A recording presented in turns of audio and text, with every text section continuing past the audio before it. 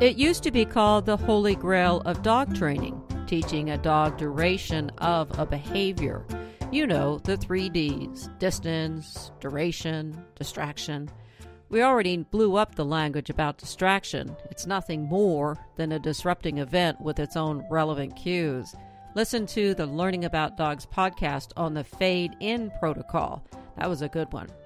But maybe we have been using the wrong language for wanting to teach a dog to hold their station. This is the Learning About Dogs podcast for people who love learning about dogs. I'm Sue McGuire, the manager of a canine behavior program at a nonprofit animal shelter north of San Francisco, and with me is Kay Laurence of Learning About Dogs. Kay says teaching duration has become a muddy pool of very mixed creatures because we human handlers do manage to muck it up a bit. Talk to my clients about it. I say that I think that sometimes dogs think that just doing a quick sit is sit, and humans' version of sit is sit and stick it for a while and stay for a while.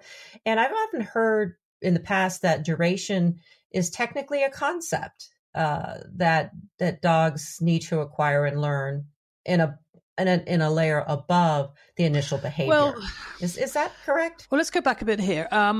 So if a client thinks that sit is you sit until you're told you can leave the table, then that's their perception of sit being something that I need you to stop what you're doing and me not worry about you while you're in the sit. So in other words, it gives the person a moment to not have to bother about the dog. To me, sit is something entirely different. It's a position a dog holds in preparation of something else, not a way to get the dog out of my sight for a moment or two. So depending on, well, yes, it goes back to why you're teaching what you're teaching and how we're teaching it. So, if I sat down at the table, we had to ask to leave the table because that was the generation. You just didn't get up and walk away once you've eaten. Oh, no, you always said, may I be excused, please? Yes. Or you'd be sent from the table because something you did. So I think you've got to look at it one way or the other. Everything you say is something that you do until you're told to do something else. Then all your reinforcers are likely to be delivered for what you're doing. So if you sit, I'll feed you food in the sit. But then if you want the dog to sit in preparation of a retrieve or start with agility line, that's a quite different energy that they're having to sit with. They're having to sit and hold themselves ready to zoom off. So if I was sitting at the table waiting for food to come, that would be different than sitting at the table watching other people eat the food I've just cooked. So once you change the context of something, our understanding of how we teach it has to change as well. Exactly. So use your question.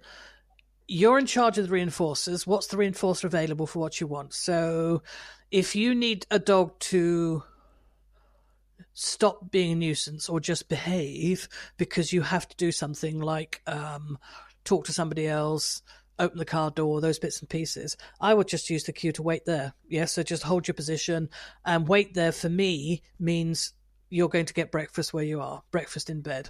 It could be a sit. I could be combing somebody's ears out, which means you need to wait there while I comb your ears out. It doesn't necessarily mean you have to sit. It doesn't mean you have to lie down. It just means you have to hold that location. And if you hold that location, I will do waiter service. Food's going to come to you. So my cue then is added onto the behavior. So if it was sit or down or stand, it would be stand and wait there. So under those conditions, I don't use a marker. I don't use a clicker.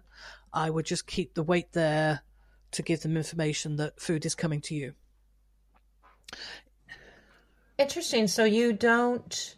So we can go through all the permeations of people have taught duration, delaying the marker, delaying the reinforcer. Not necessarily. Well, so. it's what's the information you're giving to the dog? Under those conditions, it usually means silence until you hear something else, means hold your position.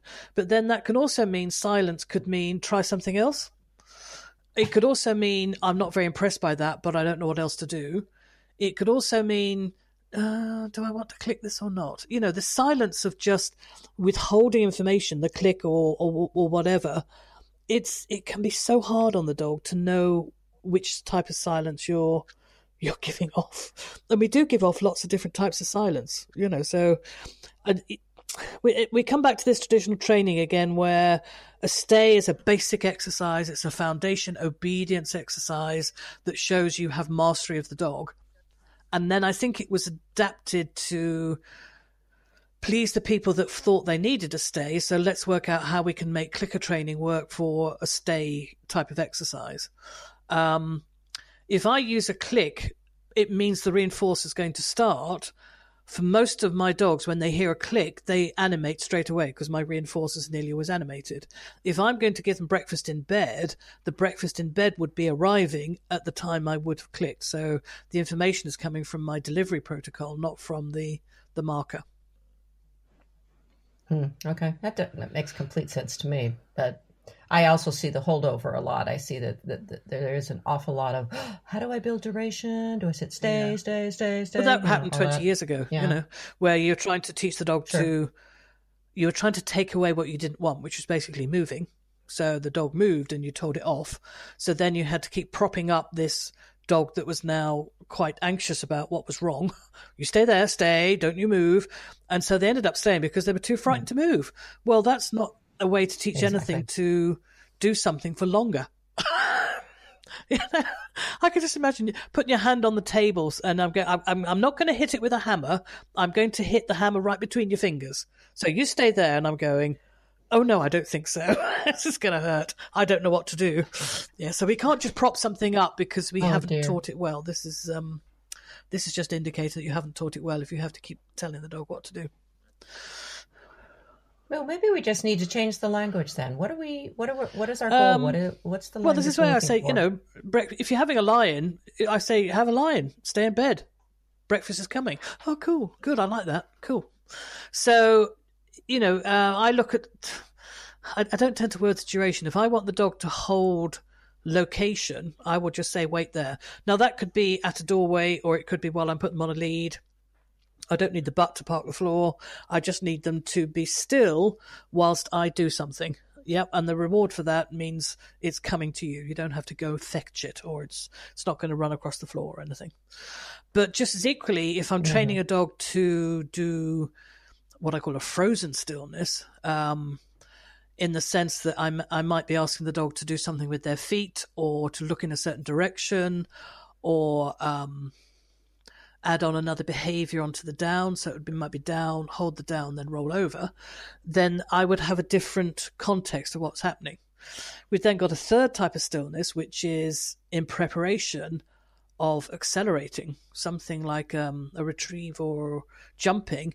That type of stillness, that's a completely different context. That means you've got to hold your energy and gather it all up so that you can spring into action as soon as the release word is heard. Well, that's not the same as breakfast in bed. If you give a release word to breakfast in bed, you're likely to end up with breakfast all over the bed, because the dog sprang up. Just as equally, if I've taught breakfast in bed and I have it at the beginning of a start line, the dog's like, no, you can bring it here. That's all right. I'll wait. So we need to be clear what type of sustained immobility you're looking for. The energy of it is quite different. The way the dog does it would be quite different. So if it's a sit and you say, hey, sit, it's breakfast in bed, the dog will sit, and then most of their muscles will relax as they wait for breakfast in bed to come. But if you sit in preparation of, I'm going to throw this, and then you get to go over a jump and get it, that dog is going to sit full of anticipation. Their weight is probably going to be on their front feet, and they'll be looking at what you're going to throw. So that looks like a completely different behavior. You might use a quite different word for that. But we can't mix up the two. You don't get to use one as the generic, just park your butt and I don't care how you do it. Because what you're going to get is a dog that's like, I don't know which one's coming here. Which one do you want me to do? So, we need to be clear. Yeah. Clear what we do. It goes back to, in the process of teaching the behavior, this is this one, and this is that one.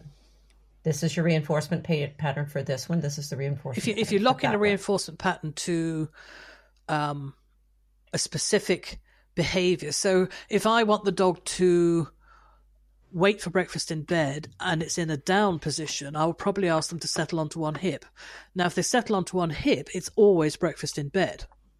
But if I've got the dog in a down ready to go around the sheep, he won't be settled and he wouldn't be getting food in the down. Going around the sheep would be the reinforcer. So the actual physical positioning of the dog probably gives them more information as to what's likely to happen. Yes. And the context, yes, for sure, don't you think? Yep. Yeah. So he wouldn't do it. If I see a sheep out there, I'm going... Well, again, you watch somebody work a dog on sheep and they'll often say, lie down, lie down. They don't actually want the dog to lie down. They want the dog just to hold position. But, the dogs work this out that they need to steady up because the sheep need to go slower. So we need to be able to say to the dog, hold your position, let the sheep move a bit further away from you or whatever. And often it's not about the position. It's just about wait there, stand there. Or blast you, dog, stand there. Blast the sheep. And then yell it several more times. The first guy I worked for, I thought his dog was called Blast. I really thought his dog was called Blast, you dog. He certainly responded to the name Blast anyway. Well, certainly the dog has attached some sort of meaning to that blast word. And the dog would be looking at the sheep and then he'd look out of his eyes sideways and sort of wink and think, yeah, down that hill down there, there's no way you can stop me. I'm going to do what I like. Yep. Blast dog. That's actually kind of a good name for a dog. Blast. Yeah.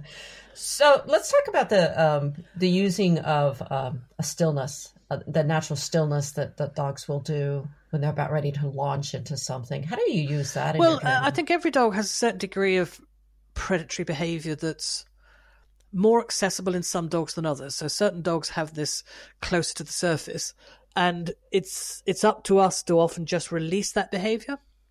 So if you watch sheepdog puppies, they will often stalk each other at 7, 8 weeks old. So their being around each other often releases the sheepdog herding behaviors. Just equally, I've got a photograph of all the Gordon setters standing in a row at about 6 weeks old, pointing the chickens.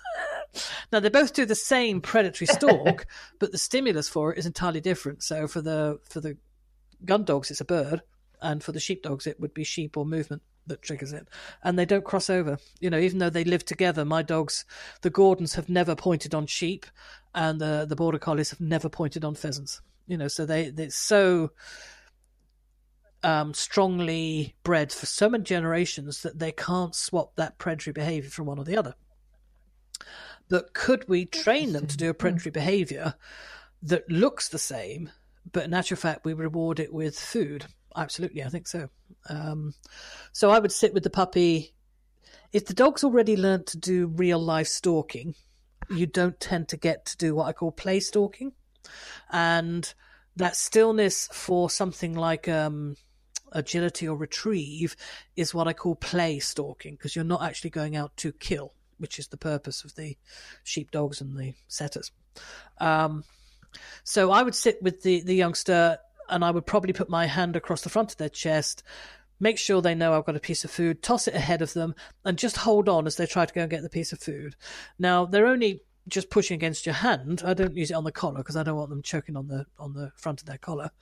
And as they suddenly go still and watch it, I'll let them go. So as soon as they naturally sit still and looking at the piece of food, I'll let them go. Now, within a few goes, you can actually get them to sit perfectly still and watch a piece of food thrown. So that stillness is waiting to be emerged. It's not something we make them do by taking away movement.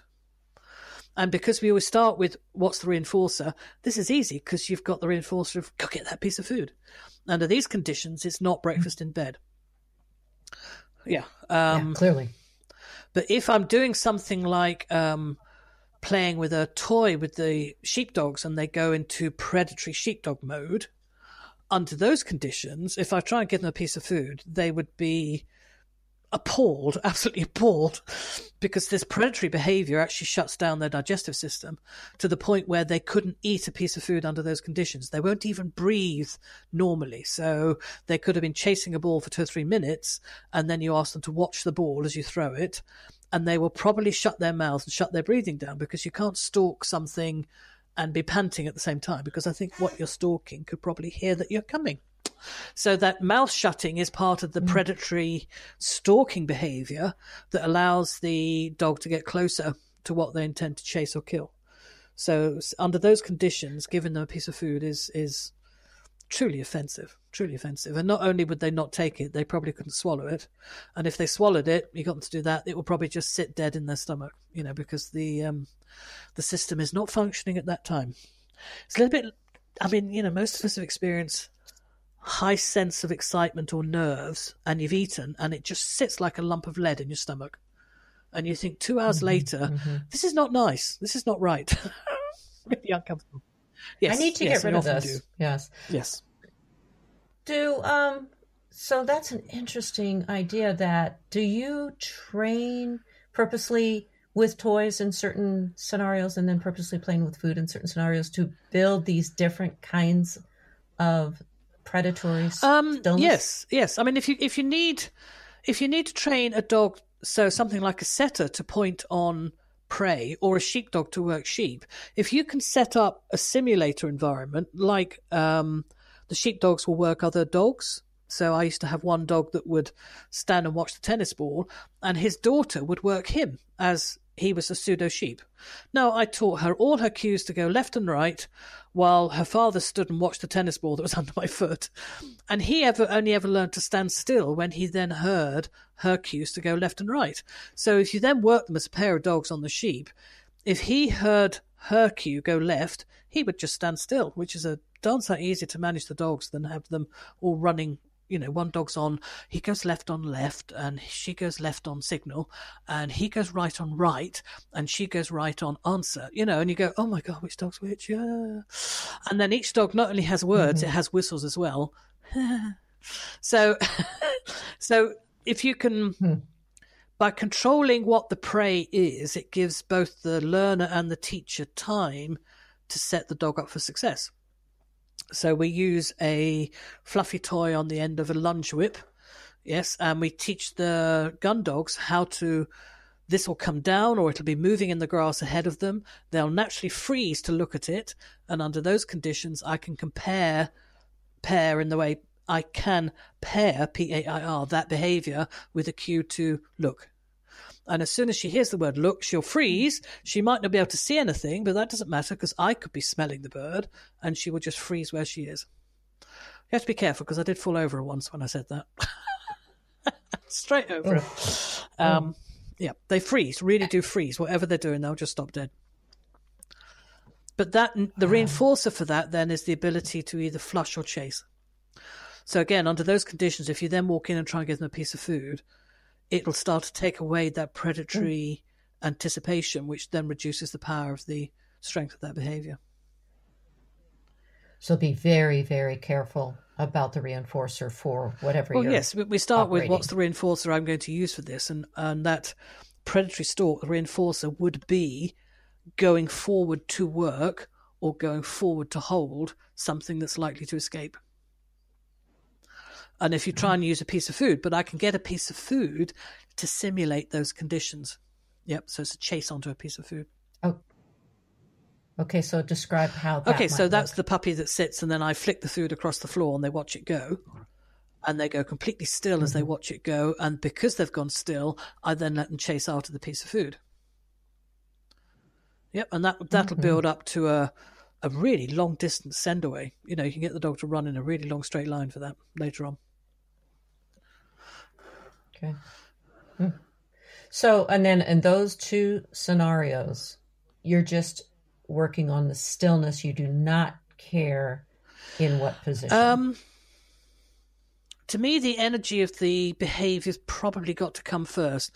For the border collies, just being able to stop dead and hold the sheep, they're pretty much free to adopt whatever position is comfortable to them. Some dogs never lie down. Some dogs will always lie down. probably you could say 99.9% would never, ever sit in a predatory sheep working situation. It just doesn't happen.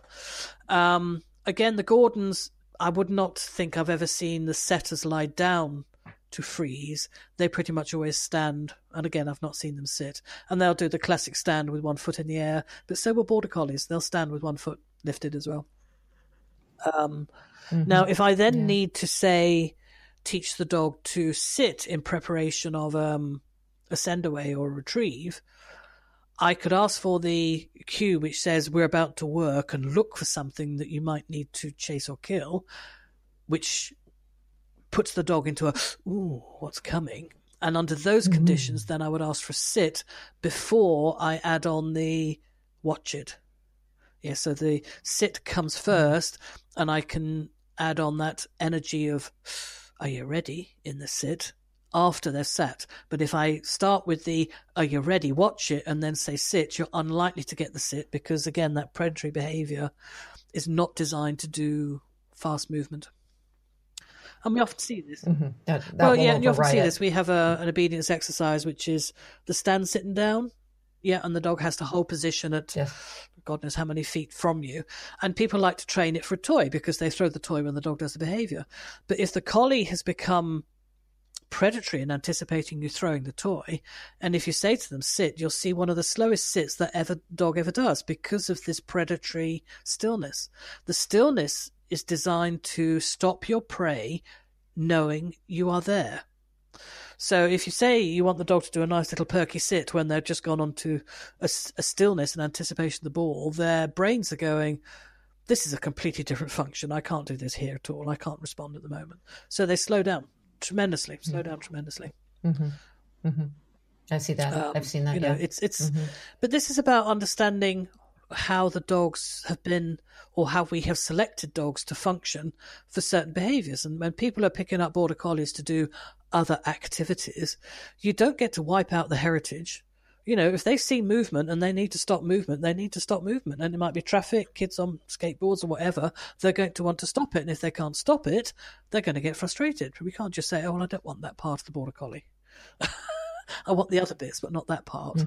It would take generations to breed it out. And even then it can pop back up on you without any warning. We are going to continue this discussion on hold your station ideas in our next episode. One of the best ways to help support this podcast is to rate and review us on iTunes. And for more information and great articles about teaching dogs, check out learningaboutdogs.com. Thanks for listening. Be sure to tell a friend.